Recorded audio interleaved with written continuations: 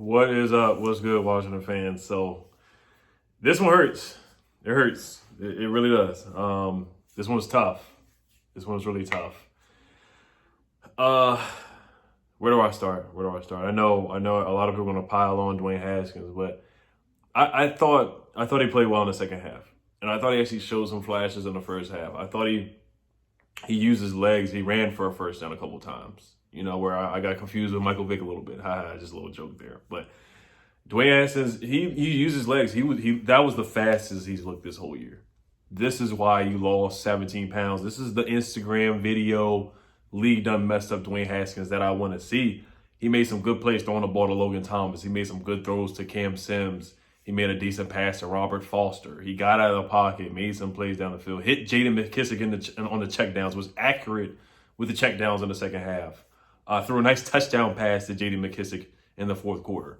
Scott Turner, he is awful. I'm sorry. I can't defend this man anymore. I can't do it. That's awful. The 2-point conversion, are you kidding me? You run up the gut with Peyton Barber against the worst pass defense in the league. The Seahawks are ranked 32nd in pass defense for a reason. And Dwayne Haskins finally was doing well and exposed him on a 2-point conversion. You run up the middle with Peyton Barber? Seriously? When Dwayne Haskins was hot, he was on fire, he was in a rhythm. You could have done a check down to JD again or something to Logan Thomas or Terry McLaurin, something. But you run up the middle with Peyton Barber. Really? Really, Scott? Come on, man. That really got me hot. I was pissed because it could have been 17-20. Didn't have to force it for a touchdown. Could have could have scored it with a field goal. Dustin Hopkins he's just trash. I can't defend him anymore, man. Finally played well a few games. Can't even make an extra point. Just trash. Just awful. They're both terrible. They're studs. Those two were the duds of the game. They killed us. They missed a face mask call on Chase Young when Russell Wilson scampered up the field for like 30 yards on a scramble. They did get the helmet to helmet on KJ Wright. I think did he hit McLaurin? Did he hit JD McKissick? And then Pete Carroll challenged that first down. That was questionable.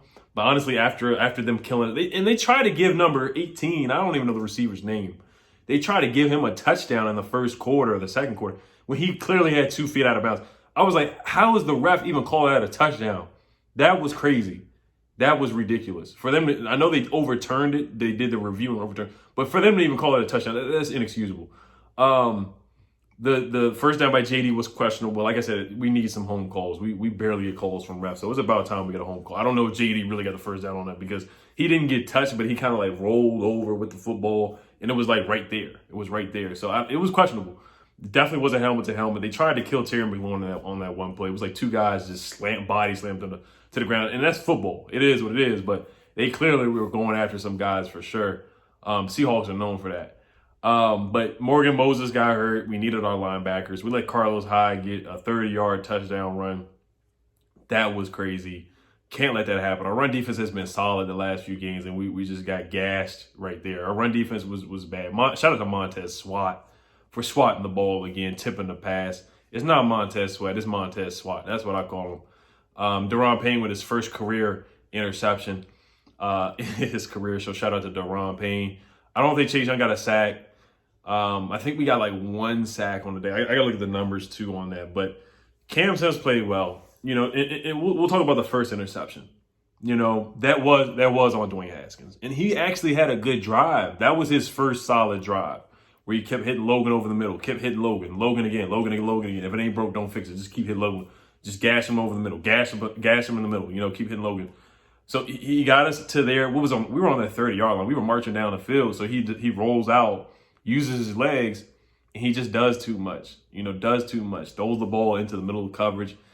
The first pick, I was upset, but I wasn't as mad as the second pick was awful. That was terrible. To Reed, number 29 for the Seahawks, he had 2 picks on the day. 2 easy picks, just ball thrown right to him. Second pick in the second half was really bad. That's where I was like, okay, Haskins, we might see Taylor Heineke or Steven Montez in the ball game. We might see one of those 2 quarterbacks, or Logan Thomas might line up at quarterback today. It was that bad at that point. I was like, man, he might have to sit. But he came out, let us down on a drive. Defense stepped up, man. We are a quarterback away, and I know a quarterback is a lot. We keep saying that like a quarterback's just not. It's just such an easy thing to find. Maybe we could do it with Matt Stafford, Dak Prescott, trade for Zach Wilson. We have some options in the offseason, so we'll see what happens. But we do need a quarterback. I love Alex Smith, but yeah, he's not going to take us to the promised land. He's just not. He can take us to the playoffs, but he can't take us to the Super Bowl. There's just no way. We need a quarterback upgrade for sure. Darby did a good job on Metcalf. I think the whole secondary did a solid job on DK Metcalf. We didn't get gashed through the air. There wasn't many big passing plays. We didn't see DK Metcalf just stiff arm somebody and somebody like Derrick Henry did, or like DK Metcalf to James Bradbury. We didn't see that today. Tyler Lockett had a couple good catches, but they weren't like 70-yard bombs, 50-yard bombs, or even 30-yard bombs, 20-yard bombs. I didn't see that from Russell Wilson today. We didn't let Russ cook too much for sure. I thought the defense was solid. Offensively, Russell Wilson was 18 for 27, 121 yards, 1 touchdown, 1 pick. Didn't get sacked at all today. It's just the running game. We cannot allow that. You know, the Seahawks, 26 carries for 181 yards, 7 yards per carry. That's unacceptable. We can't let that happen. DK Metcalf had 5 catches for 43 yards, so really didn't do much. Dwayne Haskins was 38 for 55, 295 yards on the day, 1 touchdown, 2 picks, was sacked 4 times. That last drive where we had the back-to-back sacks, Morgan Moses was clearly hurt. Probably shouldn't have even been out there. Maybe David Sharp, throw him out there. Somebody else got hurt too that we really needed. J.D. McKissic got hurt on the last drive too. We really needed him. I can't remember if he went back in the game or not on that last drive. But the injuries are starting to stack up. We need Cole Holcomb back. We need Kevin Pierre-Louis back. I like Khaleke Hudson. He made a good play in the backfield on that one drive where we made a big stop, a big like -4-yard run in the fourth quarter. Cameron Curl, he was solid once again. I like Cameron Curl. He's been a solid upgrade at the safety position. Jeremy Reeves was pretty good for the most part. I didn't see him get ran past by like Troy Apke or anything like that happen. Thomas Davis, he's just old, so he was serviceable for today. He's just old. That's just what it is. We need Cole Holcomb back. We need KPL back out there. We need our starters back at the linebacker position. Running game, 20 carries for 84 yards, 4 yards per carry, which is not terrible. It's not terrible. 4 yards per carry on the day is not bad. Dwayne Haskins had 3 carries for 28 yards. I mean, he ran the ball a couple times. He looked pretty good. Logan Thomas had a career day, 13 catches for 101 yards. No touchdowns. Terry McLaurin had a better day, 7 catches for 77 yards. J.D. McKissic, 9 catches for 56 yards and a touchdown.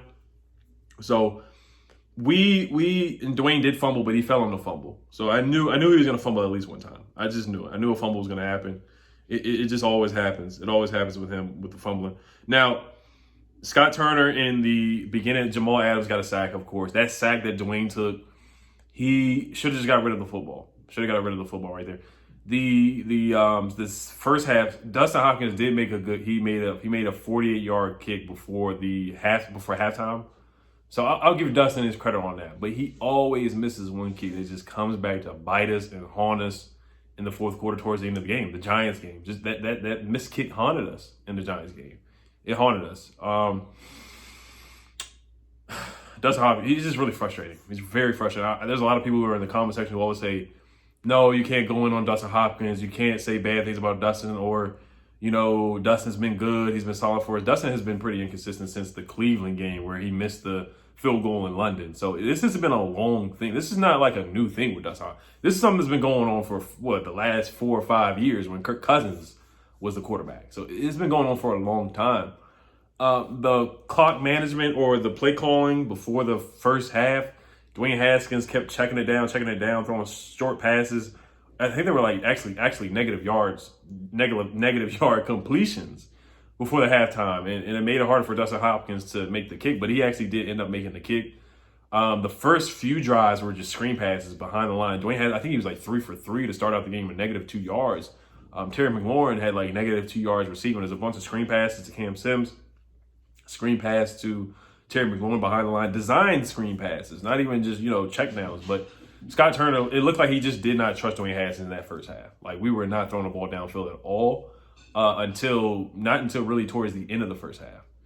So, but if I had to give Dwayne Haskins a grade, and I'm going to see if there's any more notes that I wrote down, then I'll end this with giving Dwayne Haskins a grade here. Oh, offsides. Montez Sweat had an offsides. There was offsides on the play where they tried to cheat us with the touchdown. to number 18 or whatever his name. I don't know his name, where he was out of bounds. Montez Sweat was offsides on the next third down possession. He was offsides. We had like back-to-back offsides. It was ridiculous. The camera angles, everybody's hyped up. I couldn't care less about the camera angles. I guess they were nice. I couldn't care less. I just want to see us win, honestly. What other notes did I have? Peyton Barber got a touchdown. I give him his credit. He got a touchdown. I think we had our first 90-yard drive of the season.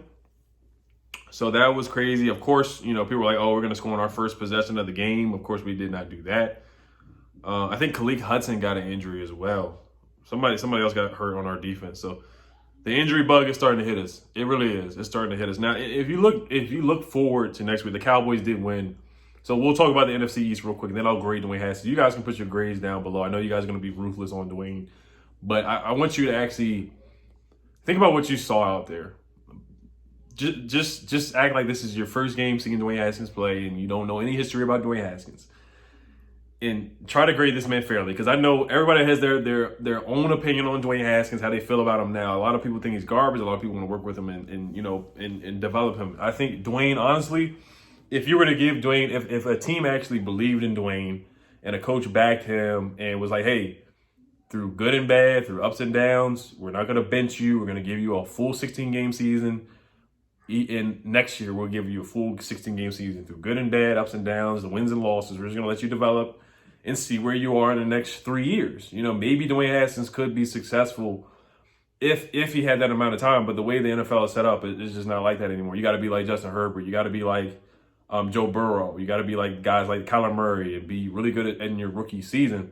Guys just don't have the time to develop. Or teams like the Washington football team, we don't give guys time to develop like that. Cardinals didn't give, Josh Rosen time to develop. So when you put your grade down below, I know you guys are going to be ruthless on Dwayne, but hey, it is what I'm just interested and curious to see what you guys feel about how he played in the second half as well. I thought he played 1,000 times better than what he did in the first half.